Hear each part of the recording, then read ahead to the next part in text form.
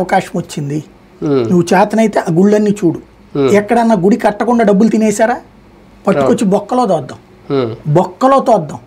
Srivani trust పూర్తయినాయి అని చెప్పినటువంటి గుళ్ళన్నీ చూద్దాం. గుడి కట్టారా లేదో చూడు. మళ్ళీ దాంట్లో ఒకవేళ రేపు పొద్దున మోసం చేయడం కోసం అని చెప్పేసి గుళ్ళో సరిగ్గా గోడ కట్టలేదు ఇట్లాంటివి చెప్తే కనుక ఎవడేం చేయలేవు.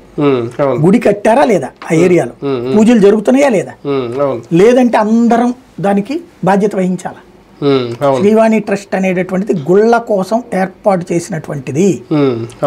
అది నిజంగా ధర్మ పరిరక్షణలో కీలక పాత్ర పోషిస్తోంది.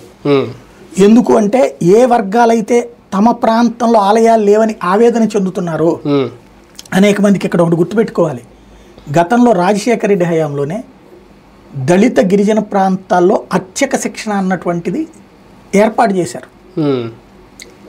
శ్వేతాభవన్లో ప్రతి 3 నెలలకు ఒక టీం ట్రైన్ అయ్యి వాళ్ళకి నెల నెల జీతాలు వేస్తారు. ఇప్పుడు ఈ శ్రీవాణి ట్రస్ట్ తరపున కన్ఫామ్ అయిన గుళ్ళు ఏవైతే ఉన్నాయో ఆ గుడికి డబ్బులు పంతులు గారికి శిక్షణ టీటీడీనే, వాళ్ళకి నెల జీతం కూడా టీటీడీనే ఇస్తోంది.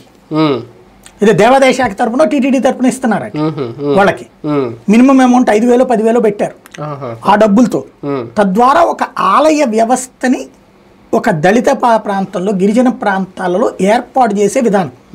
తప్పు జరిగిందా ఖచ్చితంగా శిక్షిద్దాం.